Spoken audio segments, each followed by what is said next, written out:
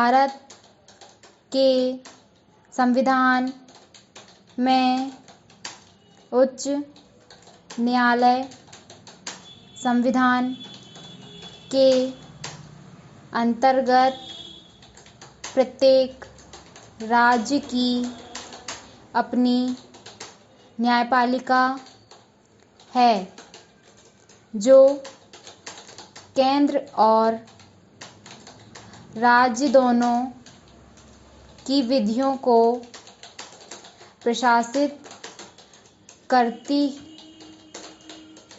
है। पूर्णविराम।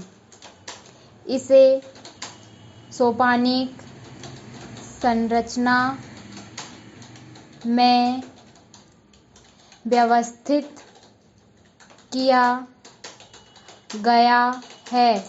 पूर्णविराम। राज्य की न्यायपालिका के शीर्ष पर उच्च न्यायालय है, जो राज्य में दीवानी और फौजदारी मामलों के लिए अपील और पुनरीक्षण का सर्वोच्च न्यायालय है। पूर्णविराम। इसे अधीनस्थ न्यायपालिका के ऊपर प्रशासनिक और न्यायिक दोनों ही प्रकार की विस्तृत शक्तियां प्राप्त हैं। पूर्णविराम। भारत के वर्तमान संविधान में उच्च न्यायालयों के विषय में बहुत से प्रावधान हैं, उनकी संपूर्ण व्याख्या यहाँ नहीं की जा रही है,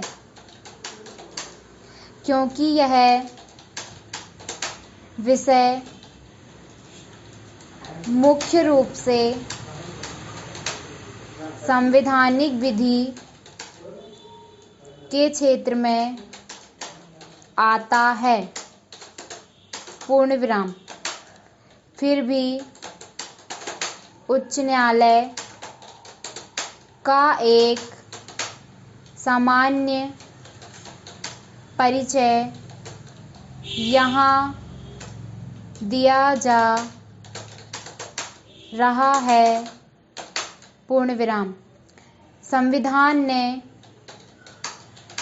सभी विद्यमान उच्च न्यायालयों को पुनर्गठित किया। पूर्णविराम। इसने प्रत्येक राज्य के लिए एक उच्च न्यायालय का प्रावधान किया। पूर्णविराम।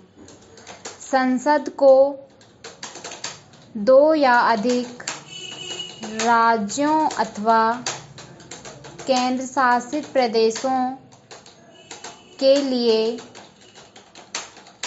एक उच्च न्यायालय की स्थापना की शक्ति दी गई है। पूर्णविराम। उच्च न्यायालय एक अभिलेख तथा यह अपनी अवमानना के लिए दंड दे सकता है। Full stop. यह किसी भी न्यायालय या प्राधिकरण के प्रशासनिक अधीक्षण में नहीं है, हालांकि इसके निर्णयों की अपीलें उच्चतम न्यायालय में की जा सकती है। Full stop. इसमें एक मुख्य न्यायाधीश तथा राष्ट्रपति द्वारा स्वीकृत संख्या में अन्य न्यायाधीश होते हैं। Full stop. इस समय इलाहाबाद उच्च न्यायालय के माननीय न्यायाधीशों के स्वीकृत संख्या 95 है। Full stop. मुख्य न्यायाधीश न्यायालय के प्रशासनिक कार्य का प्रभारी होता है तथा वह अपने साथी न्यायाधीशों में न्यायिक कार्य का वितरण करता है। Full stop. उसके अपने न्यायालय में न्यायाधीशों की नियुक्ति के संबंध में उसकी सलाह भी ली जाती है। Full stop. किंतु न्यायालय में न्यायिक कार्य के संपादन में उसका स्तर किसी अन्य न्यायाधीश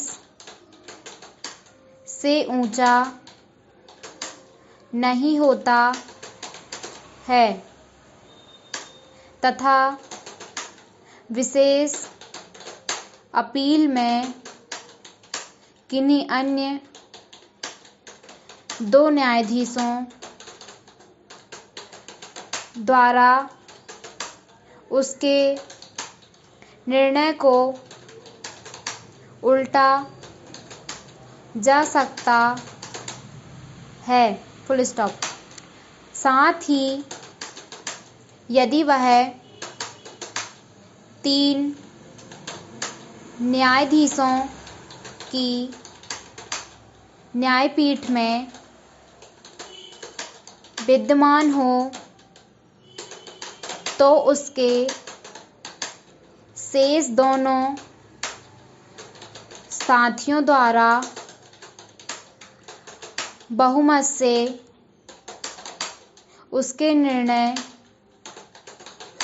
के विरुद्ध व्यवस्था दी जा सकती है। Full stop. उसका किसी अन्य न्यायाधीश पर कोई प्रशासनिक नियंत्रण नहीं होता है तथा उसकी स्थिति को समानों में प्रथम कहा जा सकता है। Full stop. उच्च न्यायालय के न्यायाधीश के रूप में नियुक्ति हेतु व्यक्ति को अनिवार्यतः भारत का नागरिक होना चाहिए तथा उसे किसी न्यायिक पद पर कम से कम 10 वर्ष का अनुभव होना चाहिए या कम से कम 10 वर्ष तक लगातार उच्च न्यायालय में वकालत का अनुभव होना चाहिए। Full stop. इस प्रावधान की तुलना पूर्व में भारत शासन अधिनियम 1935 में प्रतिपादित योग्यताओं से करने पर कई परिवर्तन दृष्टिगत होते हैं। Full stop. अब एक बैरिस्टर उच्च न्यायालय का न्यायाधीश नियुक्त होने के लिए स्वतः अर्ह नहीं है। Full stop.